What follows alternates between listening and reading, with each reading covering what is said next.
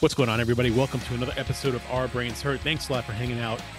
We are running a contest on our website all month, the whole month of March into April. Go to ourbrainshurt.com and you get to choose your all-star punk rock band. Vocals, guitar, bass, drums, second guitar if you want one. Go to ourbrainshurt.com, name your band, and we're going to vote on it in April, and there'll be prizes for the winner. So ourbrainshurt.com, all-star punk rock band. Go there, submit it, and maybe you can win. Well, they needed a jingle for their stupid little show, so they called up the Jasons and we said, fuck no. Then they called us again and they gave us $20 and we wrote them a song that said, your podcast sucks. Then they gave us more money and they asked us really nice and we finally gave in and we said, alright, I'll write you a song, but it's gonna be a clone of a Screeching Weasel song that we heard a while ago. So we wrote them a jingle and it sounded really rad. It was the best little jingle that their podcast ever had, but the file got corrupted and the email didn't work. Now they're stuck without a jingle singing Our Brains Hurt. Our brains hurt, our brains hurt, our brains hurt. Our brains hurt, our brains hurt, our brains hurt. Our brains hurt, our brains hurt, our brains hurt. Our brains hurt, our brains hurt, our brains hurt. In a very non-copyright infringing sort of way. So Taylor Swift. Yeah. Dudes, like, this is not the shit on Taylor Swift, because the internet will do that on its own for us. But I can shit on Taylor Swift. I mean, I enjoyed some of her stuff back in the day. I haven't really paid attention for the last 10 years, so I kind of don't give a shit anymore. I But would let her shit on me. we know, yeah. I mean, that sounds about right. Yeah. I mean, Matt eats in dumpsters and run. Most people shit on him, and I just laugh. Just Taylor Swift. Yeah, all right, yeah. But so the whole I was listening to, it was one of the sports shows you guys did back in when was this? It was a while ago. What the sports ones haven't been coming out that much recently, so it was like one of the last ones you guys did were Yeah, it was probably like the end of December, early January. Yeah, it was something like that.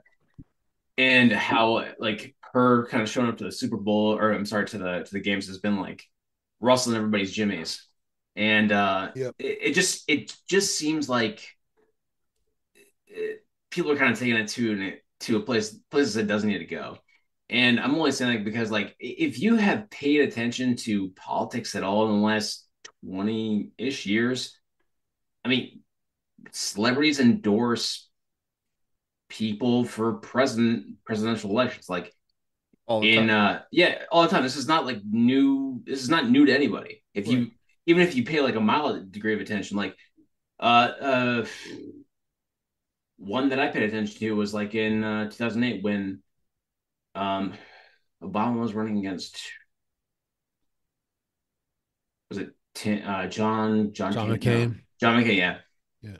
The All American Rejects and the Donnas and a handful of, I think, Third Eye Blind too, was endorsing Obama. It's just like, okay, who gives a shit? Like, yeah, you know, in my personal opinion, I think when a band goes political, they kind of lose. For me personally, loses it. Like, so, but that's just, I don't know. It's just kind of like, because I like your music doesn't mean I care about anything else really about what goes on. But that's probably just me. Well, I think it's okay when bands go political. Do you? Just not when they, like, talking about politics is talking about politics. Like, it's something that needs to be discussed in the world. And we will all always have our opinions on things. But when bands essentially start preaching narratives or backing certain political people. Like when bands start backing like this guy for president and they start banning, like that's like stop telling people what to fucking do. Like we get, and then telling the other people to fuck off. Right. Yeah. Right. Exactly. Like we get that you guys are famous and have opinions, but that doesn't mean that other people should have the same opinions as you. Right. Like it's okay to talk politics. Just don't fucking tell people who to vote for, because there's going to be a shit ton of people in this world who just go vote for that fucking person because you said to. Because they don't fucking know who to fucking vote for, because they don't fucking pay attention. Like, yeah. Matt, when you and I were when we were still working together, like, dude, there was a day where you and I went to think Target or some shit, and we were discussing this, and it was just kind of like everything has become at that point it had become inverted, and you're just like, how the fuck did this happen? It's like the values of both sides just kind of shifted in a very weird way. Yeah. And it was just like now it's like punk rock to be conservative and shit. It's like what the fuck happened? Yeah. In your words, what the fuck? How the fuck did this happen? But when I was in my teens and my early 20s, there was like hardly no such thing as a fucking conservative like punk rocker or Yeah. and I don't mean that as in the definition of the word conservative, but just like politically like right-wing punk rock just it was not they were not synonymous. It didn't make sense at all. There was some people who were and tried to talk about it a little bit, but they were ostracized unfairly. Um, but like, but it's become now.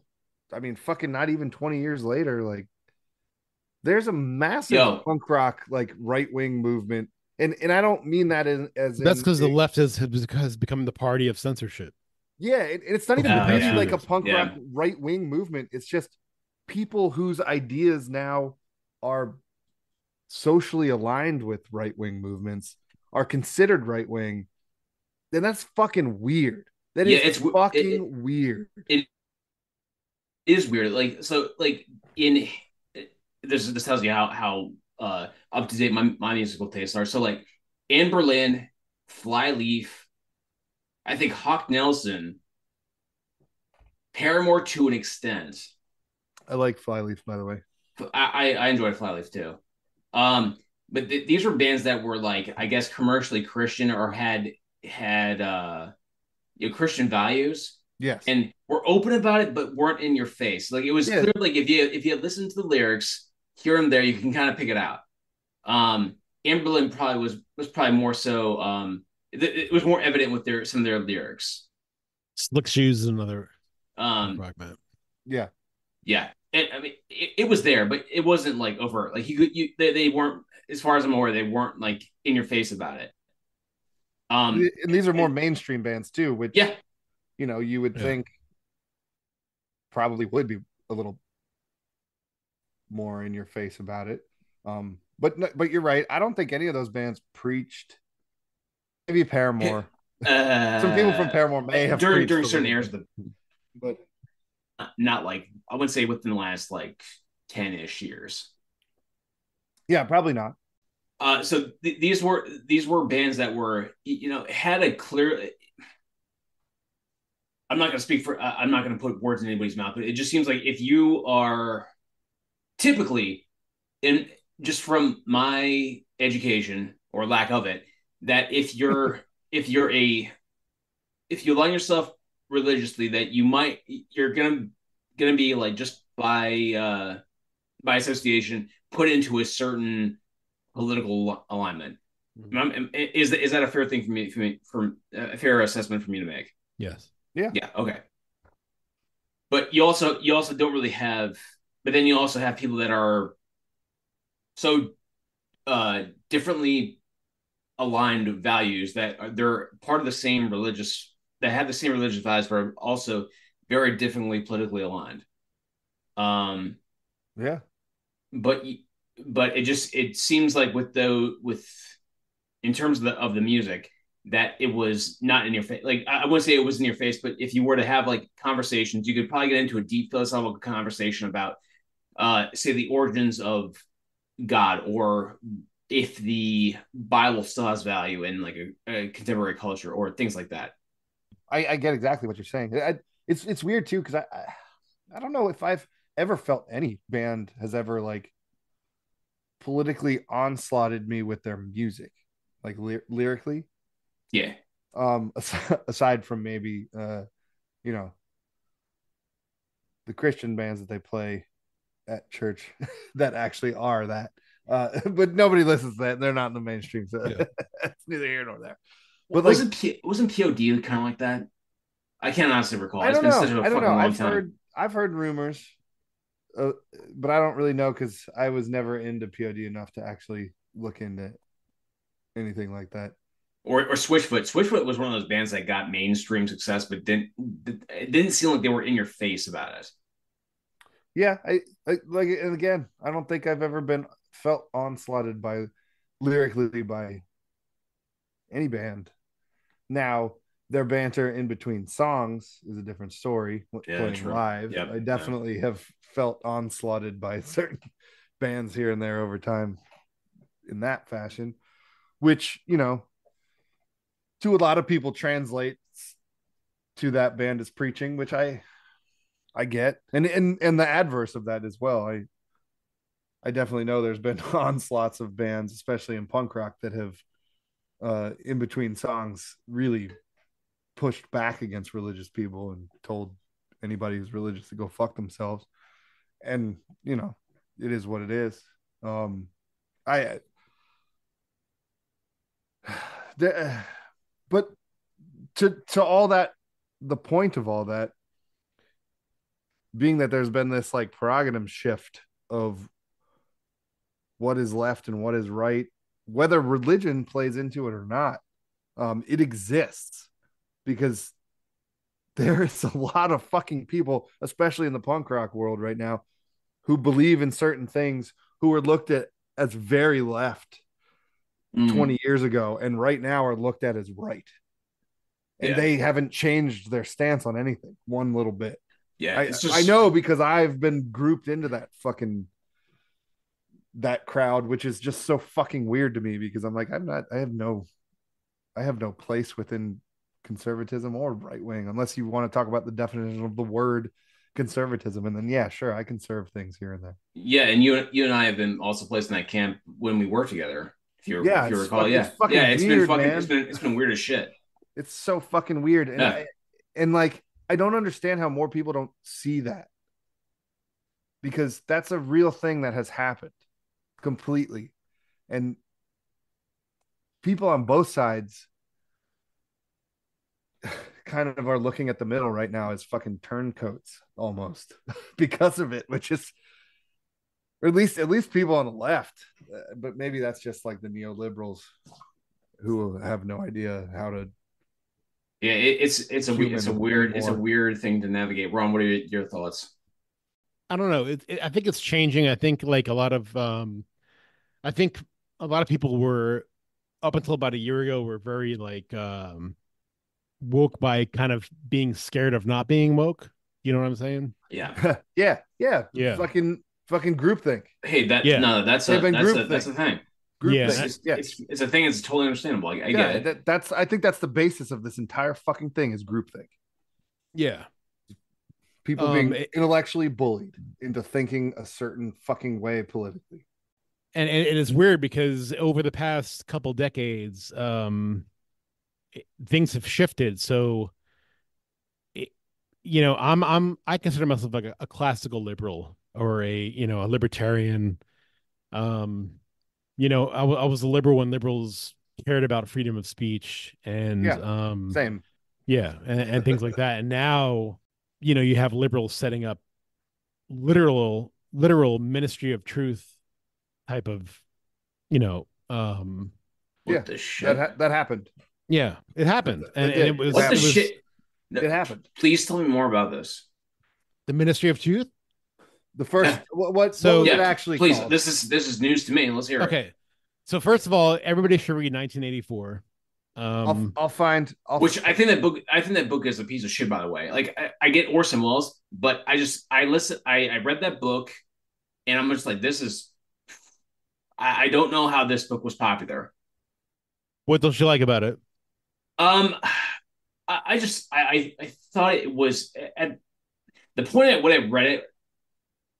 Let me put this in perspective for you.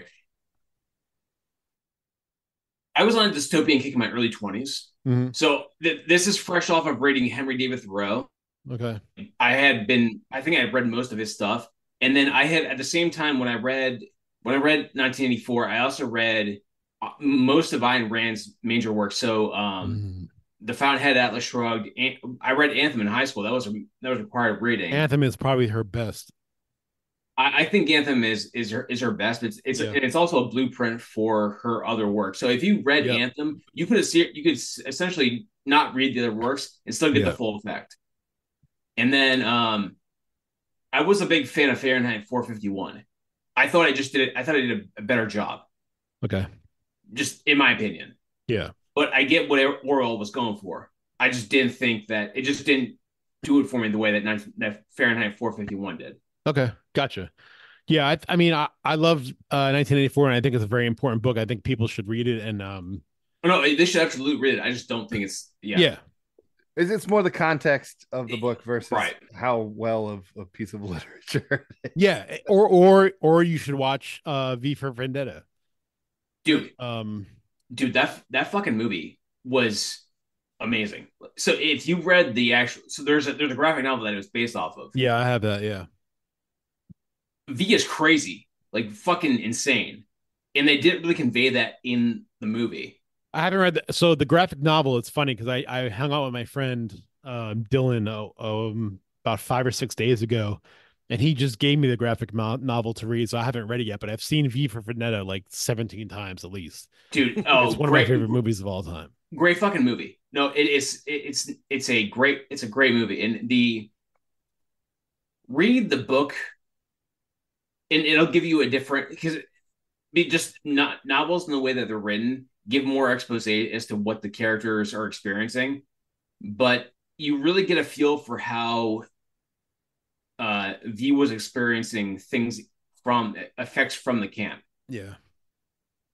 And it makes what his position a little bit more justifiable. You can understand it, but it's also you're kind of also on that gray area where should he do this or should he not do this, right? Yeah. No, it's fantastic. No, the great fucking movie. I have nothing but good things to say about that. Really is. So the real life Ministry of Truth, which has been put on hold as of right now, but it was the Disinformation Governance Board that was started after the whole COVID thing and Biden got into office. I can't remember the woman that was originally first put in charge of it, but she was quickly pulled out of being in charge of it because of some conflict of interest shit. Okay.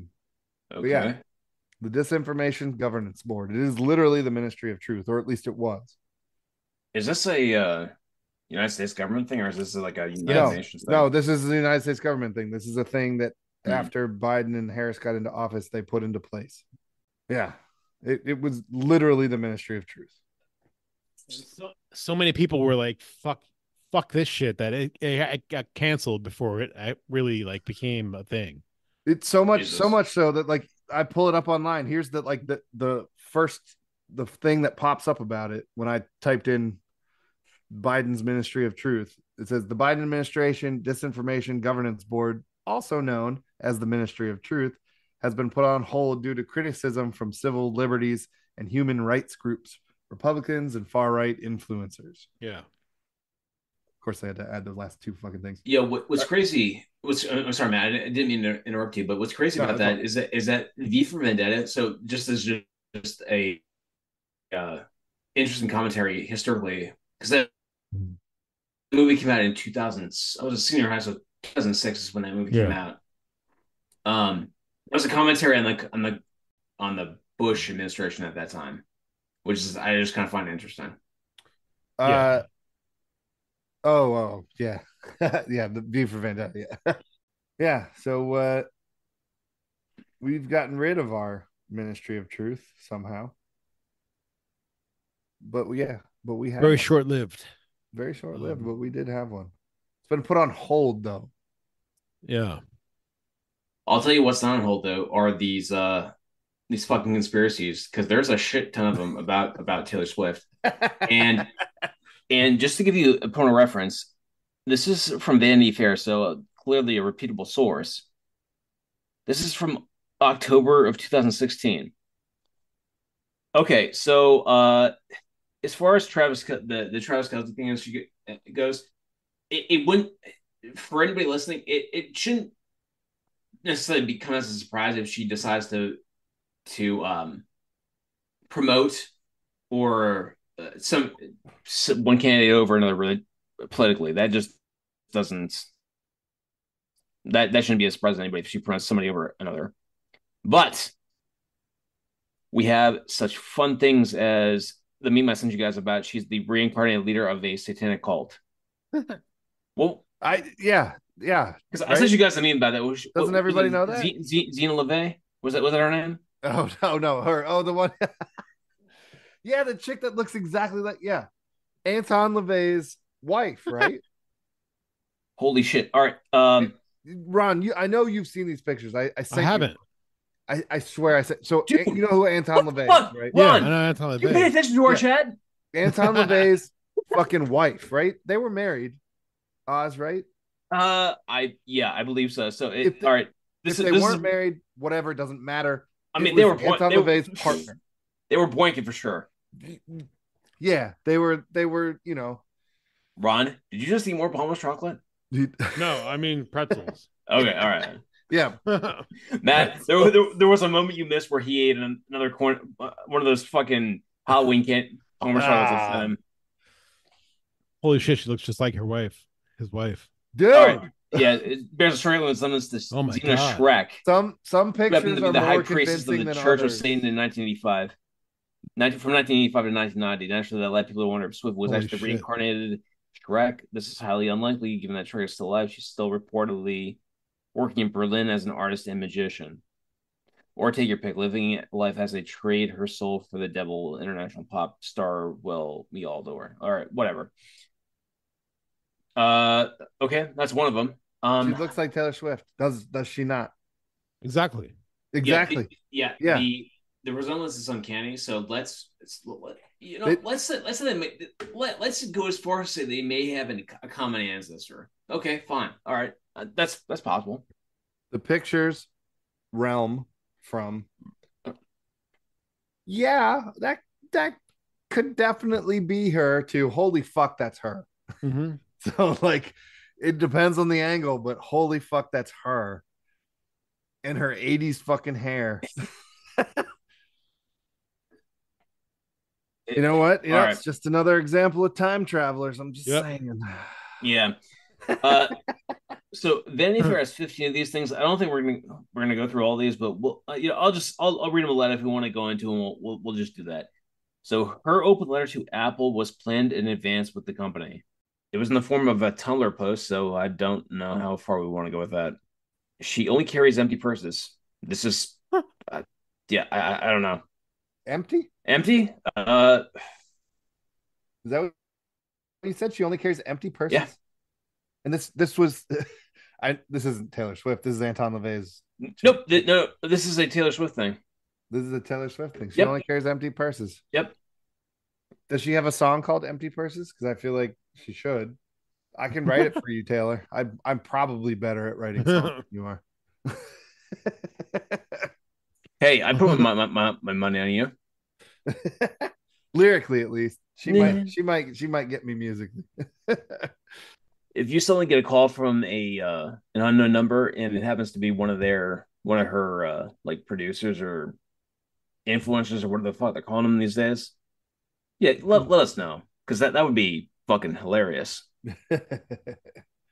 All right. The only thing more recognizable than Taylor Swift is her signature purse carrying technique. Many have speculated that the efforts her handbags over her forearm must mean that they are empty. I don't know. Her relationship with Tom Hiddleston was all publicity has done. Okay, so I would say that this is probably accurate, seeing as how that she's allegedly engaged to Travis Kelce. I don't know, maybe. Yes, they are technically. Are they engaged? Supposedly. I've heard things. I see. Here's another reason why I think their relationship is manufactured, and that in itself is a Taylor Swift conspiracy. Do either of you guys ever listen to why can't I think of the name of the podcast? Travis Kelce and his brother's podcast. Oh, balls. Why can I not think of the name of this damn podcast? Anyway, everybody knows. Do they have a podcast? They do, and it's very shit. Good. I haven't listened to it yet. It's extremely good. It's Oh wow. it's excellent sports wise. Both of them are fucking excellent as far as like podcast hosts go or whatever. They're both partiers. They love to talk about drinking, which I love. It's an excellent podcast. It really is. Well, But Travis does not talk about Taylor Swift all that much. my thoughts about that are that, all right. So what would you say Taylor Swift's net worth is? If I recall right, it's somewhere it's in the billions. Yeah. I don't know if she's a billionaire. I don't think she's a billionaire. Fucking. I don't think Maybe look the shit up. Maybe she is, but As if I don't have enough research to fucking do already. I don't. I know the one you're talking about. I'm pretty sure that I experience it on the daily. But New Heights. New Heights. New All right. Heights. Well, it's called New Heights with Jason and Travis Kelce. Who's Jason play for?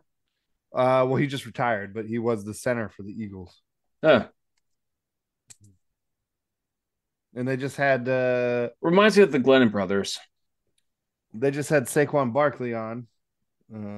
Reminds me of another unfortunate people that have graduated from Westfield High School. Yeah, but we'll go into that some other time. That's a piece of Oz history that's 1.1 billion. Holy shit! She is a billionaire. Net worth 1.1 billion. Holy shit! Wow. Taylor Swift is a billionaire. That's insane. Yeah, we'll go into Oz history some other time, and that's one that I'm only gonna. If we have like some kind of a Patreon or tip jar, that's the only information I'm gonna reveal if we have actual money coming in. 1.1 billion. Holy shit! Mm-hmm. That's all. I'm listening just so you guys get like support for the show and shit. Neither Ron nor I are billionaires yet. Yeah, Ron might end up one. Definitely, I'm not. Hey, I am convinced that we can produce something that will get somewhere. Yes. I'm not. Maybe I should be specific. I don't know. Do we need to be specific? I can go there. All right. Anyways, yeah, 1.1 billion. Anyways, you would think with that kind of money that she could. I don't know. Maybe it's just me, and this is not a commentary on Travis Kelce as a person, but I just think with that kind of clout, you could choose pretty much anyone you wanted, right? Yeah. Matt, do you disagree? No. Yeah. No. And she pretty much has chosen who she's wanted. I guess. But how much of that is manufactured, do you think? She's been through a lot of dudes. How much? But has she been through Pete Davidson? Not yet. I don't know, but she needs to. I think that's where it ends. Taylor Swift and Pete Davidson. I'm sure we're not the first to say it either. It hasn't happened yet, but Pete hey, Davidson, man. You know what? You know what might be the first to be said here? Pete Davidson is the male Taylor Swift. It's so true. Yeah, it is. It is so true. It is. Holy shit, dude. Oh, holy shit. That's damn. All right, so here's one. This is a little bit more interesting. She's actually named Becky. Taylor Swift's real name is Becky. Which would be Rebecca. So let's look at Wikipedia. Is that real? I don't know. That's or is that a conspiracy? That's a conspiracy. That's according to Vanity Fair. Okay. Yeah, this is true. I don't even have to look anything up. I'll do it for you. That's it. Because I want you to have it better than I had it. Taylor Swift's real name is Becky. That's not even a conspiracy. I'm just going to go ahead and say that's true. Allegedly true. That's a real statement, right? Allegedly true. Allegedly true. Let's see. Yo, this fucking show is gonna get us We're gonna make a fucking fortune. More so than the fucking apocalypse doomsday prophecies that one episode was that this year? No, it was last year. Yeah, Shit. last year. Nope. Taylor Ellison Swift. Never mind. Ellison. Allison. Allison. Oh. Allison. I liked it better when it was Ellison. She wears gym clothes but does not exercise. That's it. Ellison, that's like the name of a horse, right? You see, yeah, Ron sees where I'm getting at with this.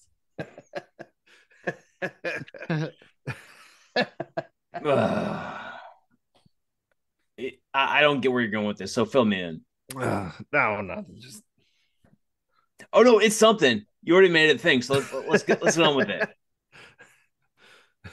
Yeah, it was a horse joke thrown at Taylor Swift, you know. You're not wrong. You're not wrong. I get it. She's a member of the Illuminati. All right. She's a member of the Illuminati. That's one of the conspiracies. Yeah. Ron, what do you think? Is that really one of the conspiracies? That she's a member of the Illuminati? Yeah. I mean, I guess I could see why people think that. I don't know. Let's add some mystique to the show. Maybe I'm a member of the Illuminati. I don't know. The world can't shut up about her. So I've been to LA a bunch. I don't know. I do. All of these are massively dumb, and I've read through a bunch of them too. But the one that I do actually believe in, maybe I believe in it. I don't know. The one that seems plausible, is that their relationship is completely manufactured. I think I've said this before. Like, all right, how is Taylor Swift going to get more fans and make more money? Who would that benefit though? Where is she going to turn to? Well, it would benefit both the NFL and Taylor Swift. It would benefit both of them. Just like you'll see YouTube channel people that are doing the same thing all get together and do videos, because it brings, people that maybe watch one channel in to watch all the rest of them, because like-minded, similar people, and their fans are like, oh, well, if I like this guy, if he likes them, I should like them. I mean, that's how advertising works, right? Yep. And we know this to be true. It's a several hundred year, at least a couple 100-year process at this point. But Travis Kelce, Taylor Swift get together. Taylor Swift has a massive amount of fans. Hard to tap into new resources of fans. Where could I find, if I'm Taylor Swift, where could I find new fans? Maybe NASCAR. So but maybe NASCAR fans already like her because she started out country. Yeah. No, that's a good point, man. Yeah. So where can I find new fans? Oh, maybe the NFL. Maybe there's a bunch of dudes in the NFL that don't listen to me, but would if their girlfriends did. Oh, Travis Kelce, the super popular NFL player, is dating Taylor Swift. Oh, honey, you should listen to Taylor Swift. She's so good. Dude. Yeah, I spent too much time looking at YouTube videos about Taylor Swift with conspiracies. And that was one of the ones that came up a lot. I still stand by that one. I think it's a manufactured relationship. I do too. Because not only all right. So the point that I just made, sure. That's a fair point. It's also fair to argue against that point, because that could just be idiocy, right? Totally. Well, the dude could be so wrong. Could be so wrong. And this is not a commentary on the dude's character, but he's pretty average looking. Well, I mean, that's subjective. Yeah, right? At best. That's subjective at best. But then when you put in like, hey, we're talking about the one NFL player who does a shit ton of ads for companies like Pfizer, did ads for people to get, vaccinated from Pfizer. that was a weird ad for an NFL guy to be on. Yeah. He's done several other ads. He's now in one with Patrick Mahomes for State Farm. But kind of the one, well, I don't know if you can call it the one, but shit, what was the other one that I was thinking of? This is a big one, and I just completely lost it in my fucking brain. I'm dying here.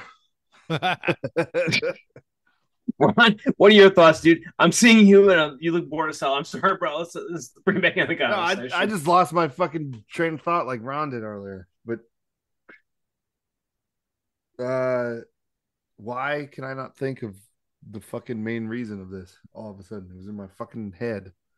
Because I had a solid point of a thing that I've been thinking about for fucking ever now. All right, give him 10 minutes. Here's one. She's not a member of Forshan. You know what? All right. So what I will say is that I don't know. In the late 2000s, Forshan was a thing. Matt, go ahead. Yeah. Back in my head, he also just happened to be Travis Kelce. That is the one guy recently who had a fucking dating show, a literal reality dating show on television. That's true. Yeah. Like you're gonna tell me this one super famous guy, and now he's got this super famous podcast. Like Travis Kelce is probably the most famous NFL player right now. He has probably eclipsed Tom Brady because he's retired. He's probably eclipsed Patrick Mahomes on his own team. I mean, within the football community in Kansas City, Patrick Mahomes still probably the most famous, or at least the most well-liked. I don't know, but everybody knows who Travis Kelce is. In and out of fucking sports right now. And he just got engaged. As soon as the season was over, everything's dying down. Boom! Taylor Swift and Travis Kelce get engaged. Yeah. It's manufactured. So just from looking at his podcast, he's got 2.3 million followers just for his podcast. Yeah. It's like the 8th most popular podcast on the planet now, and they've existed for what, a year? Yeah. Maybe. Yeah. And it's like literally the numbers just came in. It's like number 8. Rogan was number 1, and oh my god. Yeah. The difference between Rogan and the rest of the world is insane in podcasting. Yeah, it is. Like the difference between second place and third place was insane, but it was like think like 50 million to 4 million, right? That's a big difference. Yeah. But Rogan shit. 50, like say, I think these were followers or subscribers or something, but it was like number 2 was like 50 some million. Number 3 was like 4 million. Rogan at number 1 was like 101 million. Or even, I think it might have even been more than that. It was way more. It has to be more. It was way more. No, it was like way more. It has to be way more than that. It is way more than that. I'm gonna look it up. So because all right, so Matt, I'm sure you might be you might be savvy to this, right? You might even be savvy to this too. But there was a thing in the late 2010s called the intellectual dark web. Yeah. It had a handful of all right. So Jordan Peterson was on there, Joe Rogan was on there, Ben Shapiro was on there. Shit. Sam Harris was on there. And there's like a handful of other people that were on there that were it was very counter mainstream narrative, but between all of them, they had to have something like the listenership had to have been more than what was reported. That's just what I'm thinking. I'm sure. Just so let's set the record straight, fucking New Heights wasn't number 8; they were number 6. I saw the graph, I wish I could remember the actual numbers, but I saw the graph the other day, and like Rogan's was so far ahead of the second place one. I mean, it was like, and I'm wrong because 101 and 50 million would be almost twice as much. The graph was like at least 10 times the amount of the second place one, and the second place one was like 50 million over the third 4 million. But whatever Rogan was, it wasn't 101 million. It was like maybe it was like. Yeah, who was in the top like three? I think number two based on what you're looking at. Number 2 was like Daily Crime, I think. Let me see if I shit. Bring it back up. And this is 2023 numbers, by the way. Okay. We're like 3-ish months into 2024. Yeah, Ron, you all right? Yeah. I'm out of it. Yeah, same. I've been out of it for the last 3 years, so I get you. Thank you for humoring us. Fuck. You know what? I'll play this. This might get you views. Shit. If you know what? Fuck. If and this isn't the sock guy talking. If Travis Kelce wanted, I'd fight him. Who? Yeah, I would totally fight Travis Kelce in a bare knuckle boxing match. He's a big dude. Yeah, I'd fight him. Matt, have you seen me? No, wait, you have seen me. Oh, well, yeah, all right. Well, yeah, Oz, I understand. Yeah, I'll fight him. Yeah, I don't give a shit. I was just trying to find the 2023 top podcasts, and all of a sudden, all the shit I was looking up was not bringing up the same list I got the first time. So the top 10 podcasts in the U.S. for the fourth quarter of 2023. Joe Rogan, Crime Junkie, The Daily, Stuff You Should Know, Dateline NBC, and then New Heights. Those are the top 6. I don't know. How does Dateline NBC have such a popular podcast? Is there that many people that really want to hear the opinion of Dateline NBC? A bunch of motherfuckers who don't even know how to think for themselves, just regurgitating rich people's scripts. All right. Like, so here's what. All right. So here's really, what I got. Dateline NBC is that fucking popular of a podcast. Really? And you're basing your opinions on NBC? Are you seriously? Seriously? Like, this is they're shills. Yeah. Well, yeah. Like, really? All right. So here's what we got. All right. So this is from Edison Research. Top 10 podcasts for Q3 20. Oh God. In the day and age of all the information we have on the internet, and people are really still looking to Dateline NBC for the truth. Matt, are you fucking kidding me? Remember, the internet is 3 things: the clear web, porn, and research. And I mean, really, you could just lump all them into one. 3 of those things, which is called fucking craziness. And one of those things that actually only does its job. That's what the internet is. It's insanity. All right, so here's what we got for Q3 2023. So that's what that's like the fall of last year. Number 1, Joe Rogan Experience. 2, Crew. Joe Rogan Experience has won for like 7 years, 8 years, 9 years, 10 years in a row. Number 3, The Daily. Number 4, The American Life. Number 5, The Past Weekend with Theo Von, top 10 debut. Well, American Life in quarter 4 of 2023 is at 7, which was number 4 in quarter 3.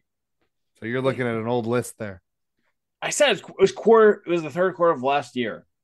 Yeah, third quarter. Well, so I got the fourth quarter list,